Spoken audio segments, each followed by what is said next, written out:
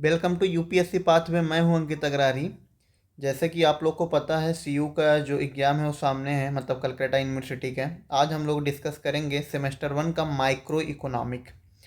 सबसे पहले आप लोग को ये बता देते हैं माइक्रो इकोनॉमिक होता क्या है। माइक्रो इकोनॉमिक ऐसा इकोनॉमिक होता है जिसको हम लोग डील करते हैं एट अ इंडिविजुअल लेवल। मतलब कोई भी चीज़ को जब इंडिविजुअल लेवल पे डील करते हैं उसको हम लोग बोलते हैं माइक्रो इकोनॉमिक। अगर इसका एग्जांपल्स का बात करेंगे तो इसके अंदर हम लोग को देखने को मिलेगा डिमांड हो गया, सप्लाई हो गया, कॉस्ट हो गया, प्रोडक्शन हो गया, ये सब। माइक्रो इकोनॉमिक जो होता है ज़्यादातर वो प्राइस एंड क्वांटिटी के अकॉर्डिंग वो वेरी करता है। ओके, आज हम लोग समझेंगे सिलेबस में क्या देखने को मिलता है कलकत्ता यूनिवर्सिटी का सेमेस्टर 1 का माइक्रो इकोनॉमिक का। ये सब चीज़ को हम लोग डिस्कस करेंगे आगे, जिसके अंदर में हम लोग को 6 चैप्टर देखने को मिलेगा। वो 6 चैप्टर को हम लोग बारी बारी से डिस्कस करते हैं। ओके, सबसे पहले अगर हम लोग चैप्टर 1 का बात करेंगे तो चैप्टर 1 इंट्रोडक्शन होता है। इंट्रोडक्शन के अंदर में हम लोग को पढ़ना है difference between micro economic and macro economic. जैसे कि मैं बात किया micro economic deal at a individual level, but macro economic deal at a aggregate level. जब कोई भी चीज़ को हम लोग डिस्कस करेंगे एग्रीगेट लेवल पे उसको बोलेंगे मैक्रो इकोनॉमिक। जब कोई भी चीज़ को डील करेंगे एट अ इंडिविजुअल लेवल उसको हम लोग बोलेंगे micro economic. Okay, normative and positive economic. अगर हम लोग बात करते हैं कोई भी चीज़ को करने के लिए, जैसे मान लो बहुत सारे इकोनॉमिस्ट होते हैं और कुछ ओपिनियन बेस पे होता है, कुछ हम लोग किसके बेस पे रखते हैं, present and past and future को लेके काम करते हैं। मान लो आज के टाइम पे तुम मान लो सेमेस्टर 1 में हो। सेमेस्टर 1 में तुम्हारे पास दो ऑप्शन है आगे क्या करना है। नंबर 1, या तो किसी सीनियर से ओपिनियन ले सकते हो, या तो तुम अपना कंडीशन को देख के आगे डिसीजन ले सकते हो। तो वही होता है नॉर्मेटिव एंड पॉजिटिव इकोनॉमिक्स। अगर हम लोग बात करेंगे अगला, इंट्रोडक्शन में देखने को मिलेगा टाइप्स ऑफ इकोनॉमी। जब टाइप्स ऑफ इकोनॉमी का बात करते हैं तो टोटल 3 टाइप्स ऑफ इकोनॉमी हम लोग को देखने को मिलता है, कैपिटलिस्टिक, सोशलिस्टिक एंड मिक्स्ड। अब ये तीनों होता क्या है। कैपिटलिस्टिक मतलब होता है जिसमें जो ऑनरशिप होगा, जो कंट्रोल होगा, वो पूरा किसका होगा, बाय मार्केट फोर्स। बट जो सोशलिस्टिक इकोनॉमी होता है, जो भी कंट्रोल या मैनेजमेंट जो भी चीज़ है कंट्री के अंदर में, सब कुछ किसके द्वारा होगा, गवर्नमेंट के द्वारा। मिक्स में कहीं ना कहीं मिक्स्ड के अंदर में ये दोनों के साथ में देखने को मिला, मतलब कुछ प्राइवेट प्लेयर्स होंगे, कुछ public player.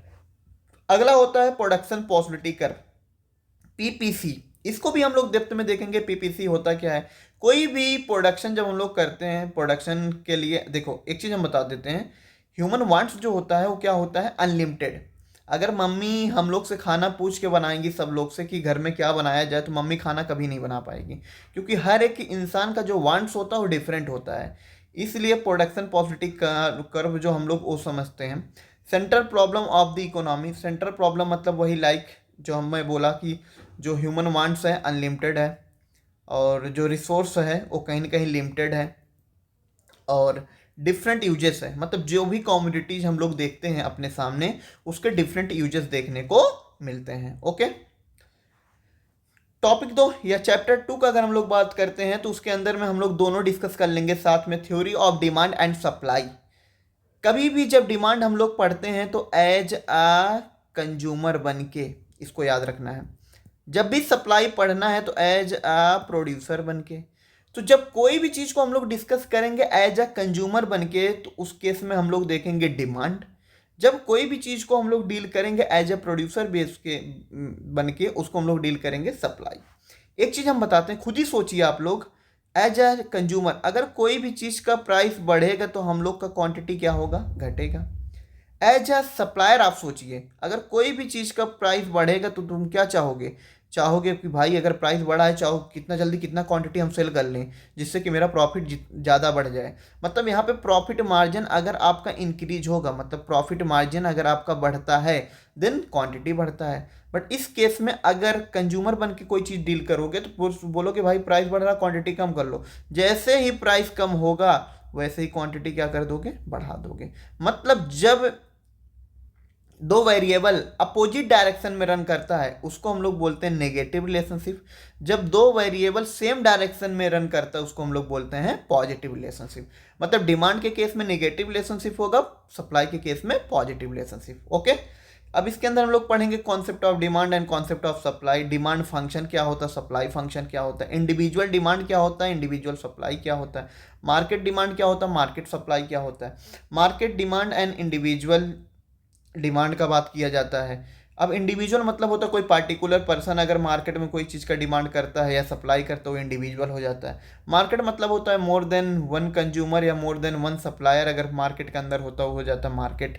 Law of demand and law of supply ये क्या होते हैं इसको भी हम लोग देखेंगे। Assumption of the law of demand and assumption of the law of supply, exceptions to the law of demand and exceptions to the law of supply, change in demand and change in supply, elasticity of demand, elasticity of supply. ये सब चीज़ को हम लोग depth में पढ़ेंगे जब हम लोग चैप्टर को डिस्कस करेंगे। ये सब को देखिए यहाँ पे एक चीज़ है, अगर आप जो मेरा सिलेबस है जो मैं इंट्रोडक्शन लेके आया हूँ सिलेबस को डिस्क्राइब कर रहा हूँ, इसको अगर आप पढ़ के चल जाइएगा यहाँ से भी आपका बहुत सारा क्वेश्चन फंस जाएगा, क्योंकि जो CU होता है वो वन लाइनर क्वेश्चन बहुत ज़्यादा पूछता है, मीनिंगफुल क्वेश्चन काफ़ी ज़्यादा पूछता है। जैसे what is law of demand, जैसे पूछेगा what is MRS marginal rate of substitution, ऐसे करके क्वेश्चन CU पूछता रहता है। Okay, rotation and shift. अच्छा एक चीज़ बताते हैं, रोटेशन एंड शिफ्ट होता क्या है, इतना तो आप लोग को पता होगा। ए होता है एक्स एक्सिस, ये होता है वाई एक्सिस। मान लेते हैं डिमांड, चलो डिमांड ही ले लेते हैं, डिमांड होता है डाउनवर्ड स्लोपिंग, ठीक है, क्योंकि ये निगेटिव रिलेशनशिप होता है, ठीक। X axis and y axis, जब एक एक्सिस तुम्हारा क्या रहेगा कांस्टेंट और दूसरा एक्सिस क्या करेगा चेंज या वेरिएबल, मतलब ए वाला एक्सिस क्या है कांस्टेंट और ए वाला एक्सिस क्या हुआ डिक्रीज हुआ। तो जब एक एक्सिस कांस्टेंट रहेगा मतलब कोई एक्सिस तुम्हारा कांस्टेंट देखने को मिलेगा और दूसरा वेरिएबल देखने को मिलेगा, तो इसको हम लोग बोलते हैं मूवमेंट और rotation. Okay, movement and rotation same ही चीज होता है। ओके, अब शिफ्ट क्या होता है, शिफ्ट मतलब होता है जब दोनों वेरिएबल क्या होते हैं आइदर इंक्रीज होंगे आइदर डिक्रीज, या तो ए इंक्रीज होगा या तो ए डिक्रीज होगा, या तो इंक्रीज होगा या तो डिक्रीज, इसको हम लोग बोलते हैं शिफ्ट। तो हमको लगता है आपको ये कंफ्यूजन खत्म हो गया कि मूवमेंट एंड शिफ्ट में क्या डिफरेंट होता है। मूवमेंट के केस में एक वेरिएबल कांस्टेंट एक वेरिएबल वेरिएबल, शिफ्ट के केस में दोनों क्या होते हैं वेरिएबल होते हैं। ओके, ये होता है shift, rotation and shift in demand. अगला होता है टाइप्स ऑफ इलास्टिसिटी। इलास्टिसिटी का अगर हम लोग बात करेंगे टोटल 3 टाइप्स ऑफ इलास्टिसिटी होता है, जिसके अंदर में price elasticity, income elasticity and cross elasticity. अब इलास्टिसिटी होता क्या है, मान लेते हैं कि अब तक हम लोग को क्या पता था कि प्राइस बढ़ेगा क्वांटिटी घटेगा, ये डिमांड के केस में होता है। बट ये हमको पता है, ये बोलता है लॉ ऑफ डिमांड, ये चीज कौन बोलता है लॉ ऑफ डिमांड बोलता है, बट हम लोगों को पता नहीं है कि प्राइस जब बढ़ेगा तो क्वांटिटी घटेगा, बट कितना घटेगा या बढ़ेगा ये किसी को नहीं पता। ये कौन शो करता है, इलास्टिसिटी शो करता है। तो प्राइस इलास्टिसिटी और इनकम एंड क्रॉस ये तीनों अलग चीज होते हैं, तीनों का अलग मतलब है, ये सब भी हम लोग समझेंगे जब सिलेबस का डिस्कस करेंगे। Okay, theory of consumer behaviour. Theory of consumer behaviour, एक चीज हमको बताइए, कंज्यूमर जो होता है वो कोई भी चीज को जब कंज्यूम करता है तो उससे क्या खोजता है सेटिस्फैक्शन। जब तक कंज्यूमर को सेटिस्फैक्शन नहीं मिलेगा तब तक वो कोई भी कमोडिटी को कंज्यूम नहीं करेगा। इसके अंदर में एक टर्म यूज होता है DMU, law of DMU, diminishing marginal utility. चलो समझते हैं, सबसे पहले समझते हैं कार्डिनल यूटिलिटी क्या होता है एंड ऑर्डिनल यूटिलिटी। यहाँ पे CAR है, कार हमेशा क्वांटिटी में सेल होता है। तो जब कोई भी यूटिलिटी को हम लोग क्वांटिटेटिव बेस पे कैलकुलेट करते हैं उसको बोलते हैं कार्डिनल यूटिलिटी। सेम जब कोई भी यूटिलिटी को हम लोग कंज्यूम करते हैं क्वालिटेटिव बेस पे उसको बोलते हैं ऑर्डिनल। अब इसके अंदर में जो कार्डिनल ऑर्डिनल है वो अलग चीज़ है। कार्डिनल के अंदर में हम लोग किसको पढ़ते हैं, concept of total utility, marginal utility and law of diminishing marginal utility, जो यहाँ पे बात किया law of DMU। Law of DMU ऐसे कुछ था CU, what is law of DMU। Law of DMU क्या होता है, मान लो अगर कोई भी चीज़ को हम लोग बैक टू बैक कंज्यूम करेंगे तो हमारा सेटिस्फैक्शन क्या होगा बैक। अगर आपको मैं बोलता हूँ बैक टू बैक चॉकलेट खाइए तो पहला चॉकलेट में आप बोलिएगा अच्छा है, दूसरा बोलिएगा थोड़ा कम अच्छा है, मतलब आप बैक टू बैक कोई चीज़ को कंज्यूम करते जाइएगा तो आपका सेटिस्फैक्शन कम होता चला जाएगा। अभी आपके हाथ में जो फ़ोन है, क्या अगला बार आप सेम फ़ोन को खरीदिएगा, मे बी अगर एक्सेप्शनल ना हो लाइक iPhone, बाकी तो आपका मन होगा कि दूसरा फ़ोन खरीदना ही खरीदना है। अगला होता है consumer equilibrium in case of one commodity and two commodity. Consumer का जो इक्विलिब्रियम होता है, कंज्यूमर इक्विलिब्रियम मतलब उसका जो सेटिस्फैक्शन लेवल होता है, जैसे P x equal to M U x, इसी को बोलते हैं कंज्यूमर इक्विलिब्रियम। अब ए क्या होता है, ए या तो सरप्लस हो सकता है या तो डेफिसिट में हो सकता है, तो इस चीज़ को भी हम लोग समझेंगे, ठीक है। Indifference curve property of IC, IC मतलब होता है इंडिफरेंस कर्व। इसको हम लोग को कैसे समझना है, ये होता है आपका कार्डिनल का पार्ट, सॉरी ऑर्डिनल का पार्ट। एक किसका पार्ट होता है, ऑर्डिनल के पार्ट। ऑर्डिनल के अंदर इंडिफरेंस कर्व पढ़ेंगे, उसके बाद budget line and budget set को पढ़ेंगे। कंज्यूमर इक्विलिब्रियम इसके अंदर भी हम लोग को देखने को मिलेगा। मार्जिनल रेट ऑफ सब्सटीट्यूशंस, जैसे कि हम लोग बात क्या किए, मार्जिनल रेट ऑफ सब्सटीट्यूशंस क्या होता है, मान लो एक्स एंड वाई कमोडिटी है, अगर एक इंक्रीज होगा दूसरा डिक्रीज होगा, बट दोनों का रेट इंक्रीज एंड डिक्रीज होने का डिफरेंट होगा। अब ये दोनों का बीच मतलब इसका मतलब होता है delta loss by delta gain. मतलब एक इंक्रीज करेगा, एक लॉस करेगा, दूसरा क्या करेगा, गेन करेगा। मार्जिनल रेट ऑफ सब्सटीट्यूशन उसी को बोलते हैं, ओके। अगला होता है 4 नंबर चैप्टर, जिसमें देखने को मिलेगा theory of production and cost. एक चीज़ हमको बताइए, कोई भी चीज़ है प्रोडक्शन, प्रोडक्शन के पीछे काम कौन करता है, फैक्टर ऑफ प्रोडक्शन। अब फैक्टर ऑफ प्रोडक्शन टोटल कितने होते हैं, 4। कौन कौन सा, land, labour, capital and organisation, ये 4 होते हैं आपका फैक्टर ऑफ प्रोडक्शन। लैंड पे हम लोग क्या पे करते हैं, रेंट। लेबर को क्या देते हैं, वेजेस। कैपिटल पे क्या पे करते हैं, इंटरेस्ट। ऑर्गेनाइजेशन को क्या चाहिए, प्रॉफिट, ठीक है। तो अगर हम लोग कोई भी रॉ मटेरियल को कन्वर्ट करते हैं फिनिश्ड गुड में, वो कहीं ना कहीं जो प्रोसेस होता है उसी को हम लोग बोलते हैं प्रोडक्शन। अब प्रोडक्शन फंक्शन जो होता है ना, इसको भी थोड़ा समझना है। प्रोडक्शन के 2 टाइम्स होते हैं जो डिटर्मिनेंट किए गए हैं, एक होता है लॉन्ग रन, दूसरा होता है शॉर्ट रन। बस short run and long run का कोई ऐसा टाइम, पार्टिकुलर टाइम पीरियड नहीं है, बट हम लोग एज्यूम करते हैं कि शॉर्ट रन के केस में हम लोग कुछ चीज़ को चेंज कर सकते हैं। जिसको चेंज कर सकते हैं उसको बोलते हैं वेरिएबल, और जिसको चेंज नहीं कर पाते हैं उसको हम लोग बोलते हैं फिक्स्ड। मतलब शॉर्ट रन के केस में कुछ फैक्टर्स क्या होंगे, वेरिएबल, और कुछ फैक्टर्स क्या होंगे, फिक्स्ड होंगे। लॉन्ग रन के केस में सब फैक्टर्स क्या होते हैं, वेरिएबल होते हैं। मतलब एक चीज़ हमको बता रहे हैं, अगर आपको बोलते हैं 2 दिन में हमको 500 लोगों का मिठाई बना के देना है, या 5000 लोगों को मिठाई बना के देना है, कोई हलवाई के पास जाएंगे, तो हो सकता है वो बोलेगा नहीं भैया इतना जल्दी पॉसिबिलिटी नहीं है, क्योंकि हो सकता है उसके पास कुछ वेरिएबल फैक्टर हो। मतलब हो सकता है उसके पास लेबर मिल जाए, बट मिठाई के लिए बहुत सारे और कॉमोडिटीज़ लगते हैं, बहुत सारे फैक्टर्स होते हैं उसके पीछे, हो सकता है वो ना मिले। तो हो सकता है जो वेरिएबल हो तुरंत हो जाए, बट फिक्स्ड वाला चेंज तुरंत ना कर पाए। बट उसी को अगर हम बोलते हैं हलवाई को, नहीं भैया हमको 2 महीना में चाहिए 5000 लोगों के लिए मिठाई, तो वो ईजिली बना के दे देगा, क्योंकि उसके पास सब कुछ वेरिएबल हो गया। जो भी उसके अंदर में प्रोडक्ट यूज होगा सब वो ईजिली खरीद लेगा, क्योंकि उसके पास टाइम बहुत है। जब शॉर्ट टर्म में हम लोग पढ़ते हैं प्रोडक्शन को, वहाँ पे बोलते हैं रिटर्न टू फैक्टर।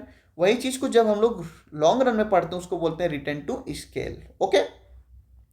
अब concept of total production, average production and marginal production. एक चीज़ बता दे रहे हैं, जब कभी भी टी को पढ़ोगे ना, एंड ए को पढ़ोगे ना, और एम को पढ़ोगे, मतलब time, total, average and marginal.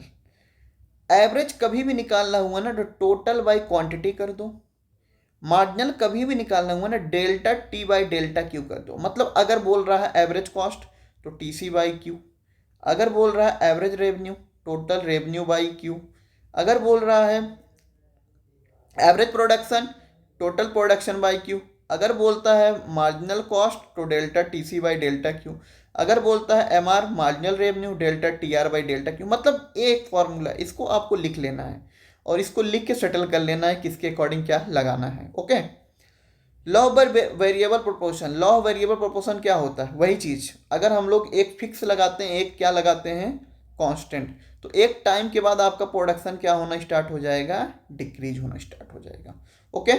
Concept of iso cost and producer equilibrium, इसको भी हम लोग को समझना होगा, समझेंगे हम लोग जब सिलेबस का मतलब चैप्टर का डिस्कस करेंगे।